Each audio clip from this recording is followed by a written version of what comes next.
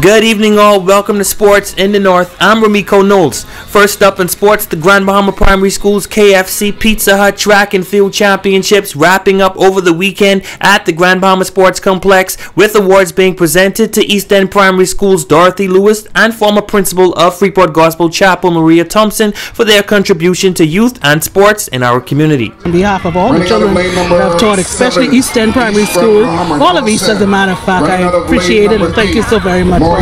Lewis says it was the youngsters that kept her inspired. That's my calling. I believe that's my calling from God, to work with children, not just in schools, but in churches and everywhere.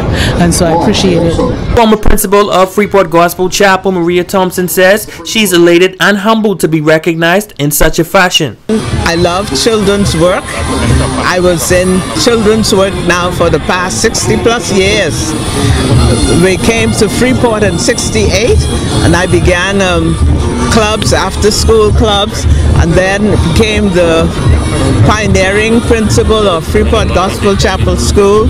Served there for 20 plus years, after which I started the Young Ambassadors Club and Band, and they are presently continuing now. On hand for the presentation, Deputy Prime Minister and Minister of Finance, the Honorable K. Peter Turnquest, says many teachers are not recognized or supported financially for the work they do and commitment made to the youngsters. He says giving the presentation is the least they can do. They pour into the lives of these children daily, and again, that is invaluable work, and so the least we can do is to recognize them on special occasions like this, let them know how much we love them, how much we support them, and appreciate all that they do for us and for our children. Speaking on the amount of national sporting events being brought to the island of Grand Bahama, the Deputy Prime Minister says that they are pleased to promote the island as a sporting powerhouse. We just had the National Basketball Championships here in Grand Bahama, where two Grand Bahamian teams vied for the championship, with the Jaguars coming out on top. But fantastic event,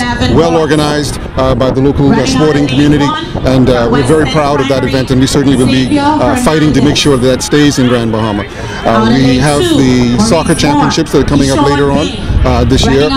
Again, we expect to have hundreds of young people here in Grand Bahama, along with their parents and supporters, that will bring economic benefit to Grand Bahama. After several days of competition in the big school category, Hugh Campbell returns as champions once again with 474 points.